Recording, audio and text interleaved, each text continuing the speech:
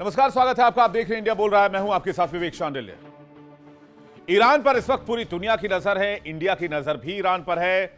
और जैसा कि आपको पता है कि चाबहार का जो इलाका है उसको भारत ने ही डेवलप किया है। तो ईरान में जो कुछ हो रहा है वो भारत के, इंडिया के पॉइंट ऑफ व्यू से बहुत जरूरी है उस पर नजर रखना। इसलिए इंडिया बोल रहा है, मैं आपको ईरान से हर एक जो खबर आ रही है उससे अपडेट कराते हैं। अभी की जो सबसे बड़ी खबर है ईरान से वो ये है कि ईरान में एक बार फिर से बहुत बड़ा धमाका हुआ है। धमाके के पीछे कौन है ये फिलहाल इसकी जानकारी नहीं है, क्योंकि अमेरिका भी जिम्मेदारी लेने से इनकार कर रहा है और इजराइल भी जिम्मेदारी लेने से इनकार कर रहा है।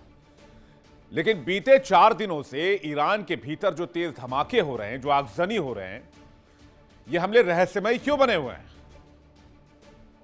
ईरान में धमाका कौन करना चाहता है, हमला कौन करना चाहता है? जाहिर सी बात है, दो ही मुल्क हैं, पहला अमेरिका, दूसरा ईरान, दूसरा इजराइल। लेकिन कह रहे हैं कि आग में माचिस लगाने वाली की कोई खोजी खबर नहीं है। इन धमाकों की जिम्मेदारी ना अमेरिका ले रहा है ना इजराइल ले रहा है। तो सवाल यह है कि फिर ईरान में धमाका किया किसने और इस हमले का असली आका कौन है? क्या अमेरिकी इशारे पर यह शैडो अटैक है? इस बीच तस्वीर का दूसरा पहलू और खतरनाक है। डोनाल्ड ट्रंप ने सैन्य तैनाती पूरी कर ली है। लड़ाकू सैन्य बेड़ों के साथ अमेरिकी युद्धपोत ईरान की सीमा के बेहद करीब है। मैसेज क्लियर है, ट्रंप का मिशन इम्पॉसिबल ऑन हो चुका है। माना यह जा रहा है कि ईरान पर हमले की मंजूरी है, बस आखिरी आदेश आना है। लेकिन ठीक इसी वक्त ईरान ने नई बिसात बिछा दी है। ईरान कह रहा है अमेरिका से परमाणु मुद्दे पर बात होगी। यूरेनियम रूस देने को तैयार है और यही एंट्री होती है रूस और चीन की, और खुलकर ईरान का साथ। चीन ने अपना डिस्ट्रॉयर तैनात कर दिया है और ईरान का साफ ऐलान है, महायुद्ध की महातैयारी हमने भी कर ली है। लेकिन इस बीच ईरान के अंदर अचानक से हमले की शुरुआत। तो क्या यह हमला मोसाद की तरफ से किया जा रहा है? क्या इस हमले के पीछे सीआईए एजेंट्स हैं? क्या इस हमले के पीछे पाकिस्तान है जो अमेरिका के प्रॉक्सी की तरह काम कर रहा है? क्योंकि पाकिस्तानी स्पॉन्सर्ड टेररिज्म ईरान के अंदर भी काम करते हैं। मिडिल ईस्ट में मामला बहुत गर्म हो गया है। हालांकि अमेरिका, इजराइल कह रहे हैं कि हमले से हमारा कोई लेना देना नहीं है, जिससे कि ईरान का डायरेक्ट अटैक अमेरिका पर या अमेरिकी युद्धपोत पर ना हो, इजराइल पर ना हो। तो फिर सवाल, ईरान का इस इलाके में दुश्मन कौन है? क्या पाकिस्तान? पाकिस्तान ईरान में दुश्मनी बहुत लंबे समय से चली आ रही है। ईरान और सऊदी में दुश्मनी है। जहां असली खेल कौन कर रहा है? क्या पर्दे के पीछे से अमेरिका यह खेल खेल रहा है? बड़ी चर्चा और इसके साथ साथ इन धमाकों की पूरी जानकारी डिटेल से इंडिया बोल रहा है। बीते 4 दिनों से ईरान की धरती कांप रही है। तेज धमाके, आगजनी, रहस्यमयी हमले। लेकिन कहानी का सबसे खतरनाक हिस्सा यह है कि इन धमाकों की जिम्मेदारी ना अमेरिका ले रहा है, ना इजराइल ले रहा है, और ना ही ईरान का कोई और दुश्मन। तो सवाल यह है कि अगर हमला अमेरिका ने नहीं किया, इजराइल ने नहीं किया, तो ईरान पर हमले कर कौन रहा है? या फिर पर्दे के पीछे से अमेरिका ही पूरा खेल खेल रहा है? क्या अमेरिका के इशारे पर हमले हो रहे हैं, जिससे कि सांप भी मर जाए और लाठी भी ना टूटे? ईरान की राजधानी तेहरान के जन्नत बाजार में आज यानी मंगलवार को भीषण आग लग गई। मीडिया रिपोर्ट के मुताबिक ये आग, ये धमाका इतना विकराल था कि इसे दूर से ही देखा जा सकता था। ये देखिए तस्वीरें आपके सामने। अभी तक ये पता नहीं चल पाया है कि यह आग लगी कैसे, यह हमला हुआ कैसे, यह धमाका हुआ कैसे। इससे पहले भी बीते 4 दिन में ईरान के कई शहरों में धमाके हो चुके हैं, कई लोगों की मौत हो चुकी है। तो ईरान में एक तरफ जहां जंग की तैयारी है, वहीं खबरें फैल रही हैं कि अमेरिका कभी भी अटैक कर सकता है, और ऐसे हालात में ईरान के अंदर भयंकर विस्फोट अमेरिका को सवालों के कटघरे में खड़ा करता है, और ये लाजमी भी है। और ठीक इसी वक्त डोनाल्ड ट्रंप का मिशन इम्पॉसिबल भी ऑन हो चुका है। अमेरिका ने सैन्य तैनाती पूरी कर ली है। जंगी बेड़े ईरान की सीमा के करीब पहुंच चुके हैं। ट्रंप का मिशन इम्पॉसिबल क्या है? ईरान कोई इराक नहीं है, एक मजबूत स्टेट है, मजबूत आर्मी भी है, नेशनलिज्म और स्टेट कंट्रोल है। ईरान जल्दी ढहने वाला किला नहीं है। टेरेन भी बहुत मुश्किल है, जैसे अफगानिस्तान में है। पहाड़ हैं, अंडरग्राउंड बेस है, अंडरग्राउंड साइलोज हैं जिसमें मिसाइल छिपाए गए हैं। और यही ईरान के लिए वरदान है जो उसे अभेद्य किला बनाता है। इसके अलावा न्यूक्लियर इंफ्रास्ट्रक्चर है। तो ईरान पर एयर स्ट्राइक करने से काम खत्म नहीं होगा, ईरान को अंदर से तोड़ना होगा। यह बात अमेरिका को पता है। तो इसके लिए अमेरिका ने क्या किया? पहले ईरान पर सैंक्शंस लगाए, फिर ईरान जब इकोनॉमिकली टूट गया तब फिर ईरान के अंदर लोगों को भड़काया, जिससे लोगों ने वहां पर अपनी सरकार के खिलाफ प्रोटेस्ट शुरू किया। जैसे कि आपने बांग्लादेश में देखा, श्रीलंका में देखा, पाकिस्तान में देखा इमरान खान के खिलाफ। इमरान खान आज तक जेल में है और अब वो अपनी जिंदगी के कुछ आखिरी दिन गुजार रहे हैं जेल के अंदर। वो भी अमेरिका का किया हुआ है, क्योंकि असीम मुनीर और शहबाज शरीफ को बिठाने वाला अमेरिका है। इमरान खान ने एक जलसे में साफ साफ कहा था कि पाकिस्तान अमेरिका का गुलाम बन जाएगा, और आज की तारीख में वही हुआ। और जिसने अमेरिका की बात नहीं मानी वो अमेरिका के गुस्से का शिकार हुआ। जो न्यूक्लियर पावर्ड मुल्क नहीं है, जैसे वेनेजुएला, और अब ईरान की बारी। ईरान पर पहले भी अटैक हो चुका है, इसलिए अब ईरान को अंदर से तोड़ने की तैयारी, और एक के बाद एक धमाके इशारा करते हैं कि इनके पीछे कहीं अमेरिका तो नहीं है। यह सवाल उठता है,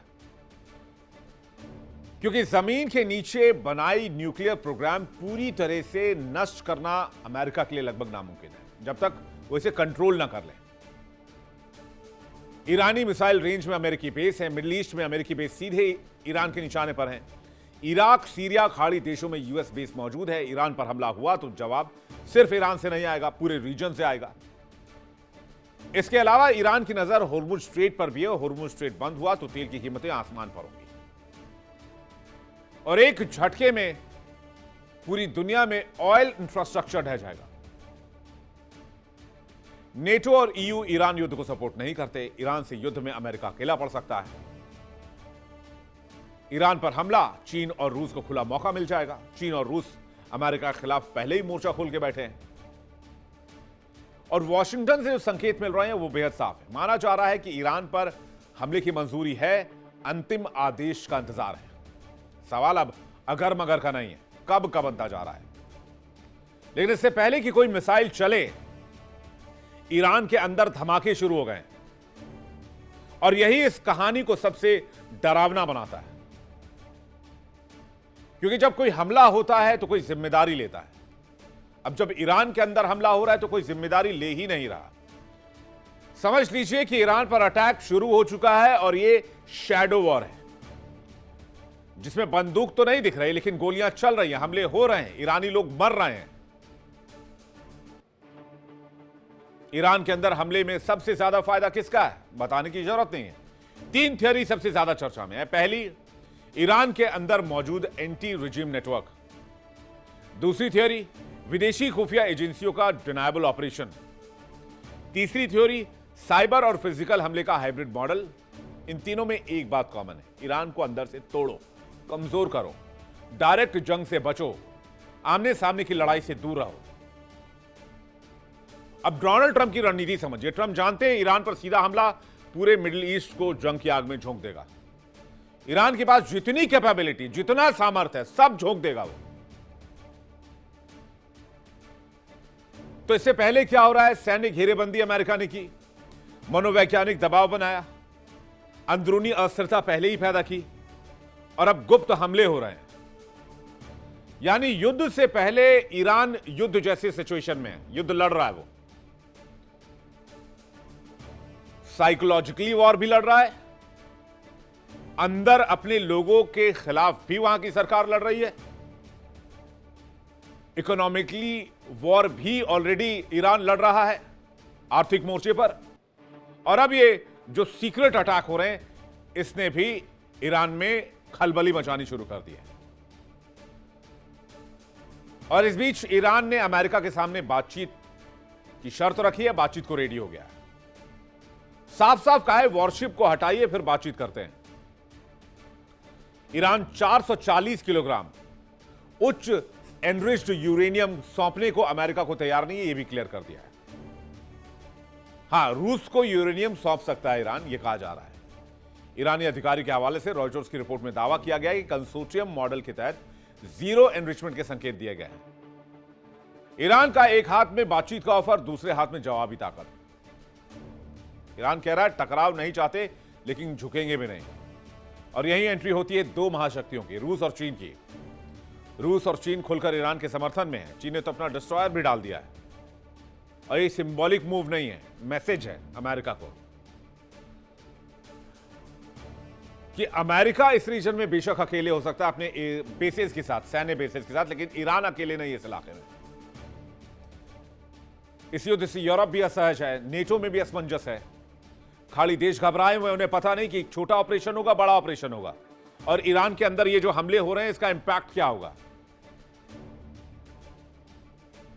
तो ईरान के पास तैनात चीन ने कैसे सुरक्षा का तैयार किया है, यह भी जरा जल्दी से जान लीजिए।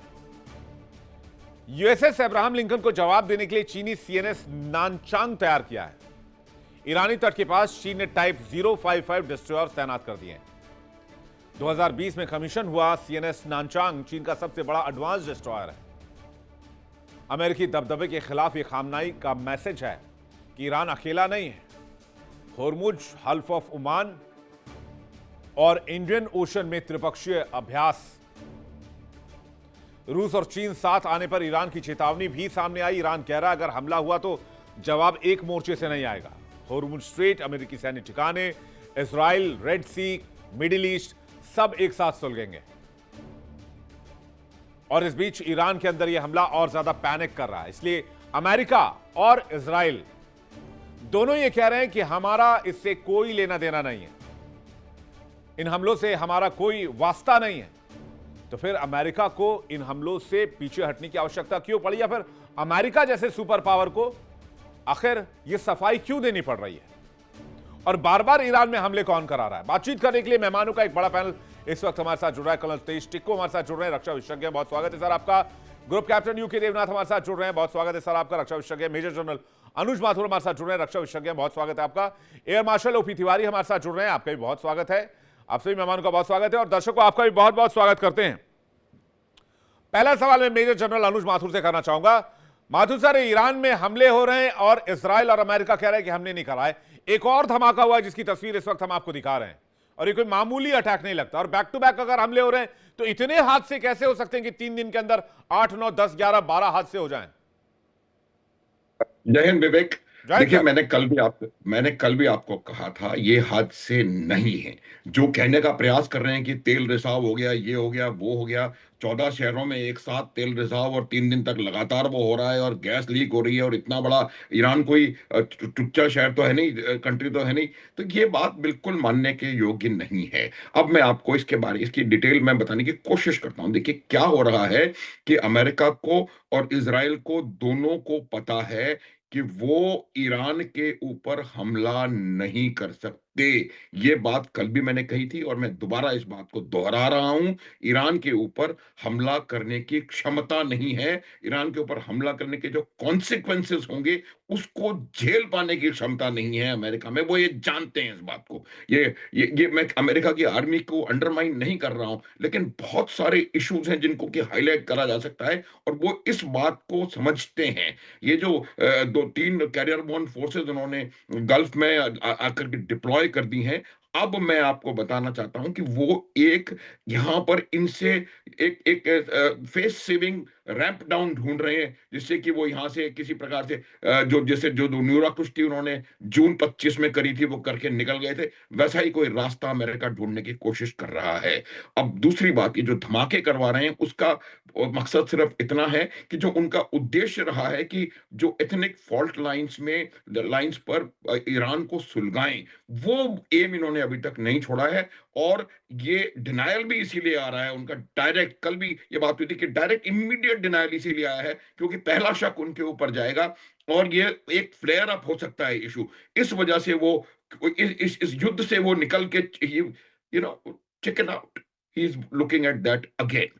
तो मेरा ये मानना है कि अमेरिका यहां पर एक और जून 25 की तरीके का एक छोटा सा लड़ाई करके या कुछ क्योंकि इतनी बड़ी फोर्स आपने बिल्ड कर दी है, उसके बाद अगर आप कुछ ना करें और वहां से चुपचाप निकल करके चले जाएं दुम दबा के, तो ये एक बहुत बड़ा मुझे लगता है एक बहुत बड़ा उनके लिए वो हो जाएगा। तो इसको करने के लिए वो कुछ ना कुछ एक्टिविटी करेंगे, ये बात मुझे मालूम है। ये क्लियर हो गया है, रिजीम चेंज उनकी हो नहीं सकता, कर नहीं सकते हाँ, अमेरिका। इसीलिए उन्होंने कहना शुरू कर दिया है कि हम रिजीम चेंज हमारा करने का उद्देश्य नहीं है, ये नहीं है, वो हाँ, नहीं है। तो जिस प्रकार की come come come back statements Donald Trump के आ रहे हैं, वो तमाम इस बात को इंडिकेट करते हैं कि वो युद्ध कर पाने की परिस्थिति, I mean he knows consequences. चीन की आपने बात करी, रूस की आपने बात करी, चीन का 30% ऑयल ईरान से आ रहा है। क्या आपको लगता है कि चाइना अलाउ कर देगा चीन ईरान को अमेरिका के कंट्रोल में जाने के लिए? जी। संभव नहीं है। चीन ने, मैंने बताया था, लगातार चीन से एक वेपन्स एंड इक्विपमेंट के जहाज भर भर करके तेहरान मतलब में लैंड हो रहे हैं। आप इस बात को लेकर माथुर सर आश्वस्त हैं कि ये धमाके कोई अनायास हुए धमाके या कोई एक्सीडेंट नहीं है, ये एक बहुत बड़ी कॉन्स्पिरेसी का या फिर किसी रणनीति का हिस्सा है? मैं ओपी तिवारी सर से, बिल्कुल। मैं जी माथुर सर वापस लौट रहा हूं, ओपी तिवारी सर से इसका जवाब चाहेंगे। ओपी तिवारी सर, स्ट्रैटेजी क्या है अगर ये सीक्वेंशनल देखिए धमाके कराए भी जा रहे हैं तो इसके पीछे मकसद क्या हो सकता है? मान लीजिए कि अगर अमेरिका इजराइल है इसके पीछे तो। विवेक, एक चीज देखिए, आप न वॉर ईरान चाहता है, न इजराइल चाहता है, न अमेरिका चाहता है। हाँ, दोनों अपना एक पोस्टर बना के खड़े हुए हैं। अब जिस तरीके से इनके अलगाववादी और प्रदर्शनकारी जो वहां पर एक्शन ले रहे थे, उनके पास अगर आर्मामेंट्स होते तो ये अलग रूप ले लेता, अलग शेप ले लेता, लेकिन उनको दबा दिया गया। तो इसमें चांसेस, जैसा आप पहले कह रहे थे, कि ये जो इनके एजेंट्स हैं, सीआईए के एजेंट्स हो, एमदास के हो, ये पिछली बार अप्रैल और मई में जो लड़ाई हुई थी, मई जून में, उसमें उन्होंने काफी एक रोल प्ले किया था। उसके बाद ईरान ने इनको अपना प्रोएक्टिव स्टेप लेते हुए इनका सफाया किया था काफी हद तक। अभी जिस तरीके से पाकिस्तान, इसमें एक पॉसिबिलिटी जो अवश्य है कि जो कॉमन बॉर्डर है पाकिस्तान और ईरान में, इसके माध्यम से कुछ कुछ आर्मामेंट्स तो नहीं कहूंगा, certain things to cut Iran into pieces, नहीं मतलब कि वुंड क्रिएट करने के लिए कुछ तो यहां से गया हुआ है। इसमें ये कोई चांस नहीं है, ये कोई चांस नहीं है कि इतने बिकॉज ऑफ गैस लीक से, जैसा ईरान भी बहुत कॉशियस हो रहा, ये किसी को ब्लेम करने की कोशिश नहीं कर रहा, बल्कि परसों थाली पाकिस्तान के खिलाफ बोला था, उसके बाद से कोई स्टेटमेंट नहीं आया। लेकिन ये कोई ऐसा चांस नहीं है कि गैस लीक इस फ्रिक्वेंसी पर इतने दिनों से लगातार हुआ जा रहा है। इसमें साजिश तो अवश्य है, सबोटाज अवश्य निश्चित रूप से है, लेकिन कैसे है ये ईरान बनाने की कोशिश तो अवश्य कर रहा होगा, लेकिन ईरान भी कॉशियस हो रहा है। वो इजराइल और अमेरिका को डायरेक्ट ब्लेम नहीं कर रहा है, बिकॉज वॉर किसी को नहीं चाहिए। दोनों को मेरे ख्याल से जैसा लग रहा है, जैसे माथुर साहब बता रहे थे, कि दोनों जी, देश, ईरान और अमेरिका, दोनों मिलके कुछ अंडरस्टैंडिंग होगी ताकि दोनों अपनी इज्जत बचा के बच जाए। बिकॉज अमेरिका, ये अगर वॉर अमेरिका अटैक करता है तो अमेरिका को तो निश्चिंत हो जाना चाहिए कि इनका अब्राहम तो डेफिनेटली डूबेगा। ईरान की तबाही कितनी भी हो, लेकिन इजराइल भी आधा बर्बाद हो जाएगा, ये इन सबको मालूम है। इनको जैसे एक बार 1981 का एक केस बताना चाहूंगा, कि जब वहां के हॉस्टेजेस थे यूएस के, उन्होंने निकालने की कोशिश की थी, वहां पर यूएस को अच्छी मार लगी थी। तो उस समय उनके प्रेसिडेंट अगला इलेक्शन नहीं जीत पाए थे। तो ये सब चीजें इनके बैकग्राउंड में है। ट्रंप ने सोचा कि शायद मैं ज्यादा बोल के, प्रेशर दबा के ये सब काम कर सकता हूं, लेकिन ऐसा संभव नहीं है, क्योंकि ईरान को इनडायरेक्ट सपोर्ट करने वाले नॉर्थ कोरिया हो या रशिया हो या चाइना हो, डेफिनेटली तैयार बैठे हुए हैं। अब मेन एक कमजोरी जो है इनकी ईरान की, वो एयर डिफेंस की। आई बिलीव 15 या 16 चाइनीज जहाज लास्ट वीक में किसी दिन पूरा रडार ऑफ करके वहां लैंड किए हैं, और वो सप्लाई किया गया है, ताकि इनका अगर एविएशन अटैक हो, एयर अटैक हो, तो उनको एयर डिफेंस से कुछ स्टेज तक उनको न्यूट्रलाइज किया जा सके। जी। बाकी मिसाइल्स और ड्रोन में तो ईरान बहुत आगे है, इसका डर अमेरिका को भली बात मालूम है। थैंक यूके देवनाथ सर, आप कैसे देख रहे हैं इन हमलों को? मुझे तो लगता है कि एक तरह से अटैक शुरू कर ही दिया है यूएस ने। अब नाम नहीं ले रहे हैं, लेकिन मकसद तो यही है कि खामनी सरकार को कमजोर करके वहां से रास्ता क्लियर किया जाए। हाँ विवेक, जाहिर बात है ईरान क्लेम कर रहा है कि सब जगह गैस लीक हुआ है, इसलिए धमाके हो गए। लेकिन एक साथ इतने जगह पर धमाके होना जरा संशय पैदा करता है। अब ईरान के अंदर बड़ी तादाद में मोसाद के ऑपरेटिव्स काम कर रहे हैं, सीआईए के एजेंट काम कर रहे हैं। ईरान के अंदर दो तरह के मोसाद के एजेंट हैं, एक तो जो कि इजरायली हैं लेकिन ईरान में सोशली घुल मिल गए हैं। दूसरी बात है, मोसाद ने ईरान के जो असंतुष्ट लोग हैं, शाह ऑफ ईरान के समय से पढ़े लिखे लोग, इंजीनियर्स, धनाढ्य लोग, उनको मोसाद ने ट्रेन कर दिया है। देखो, एक चीज़ पक्की है कि इतने बड़े बड़े धमाके के लिए बहुत ज़्यादा प्लानिंग की ज़रूरत पड़ती है। मैं आपको एक नॉर्मल इंडियन पेट्रोल पंप का एग्जांपल देता हूँ। ये सोचना कि बस वहाँ गए, स्पार्किंग कर दी, या पेट्रोल के टैंक के अंदर जहाँ हम कार से पेट्रोल डीजल भरते हैं एक माचिस डाल दिया, और धमाके नहीं होते हैं। धमाके होने के लिए आपको काफ़ी सारे इनिशिएटर्स, इंटरमीडिएटरी ज्वलनशील पदार्थ और फिर फाइनल चार्ज की जरूरत पड़ती है, और एक फ्यूज की जरूरत पड़ती है। तो अगर मोसाद या सीआईए ऐसे धमाकों को करवा रही है तो बहुत ज़्यादा ऑर्गेनाइजेशनल स्ट्रक्चर्स की ज़रूरत है।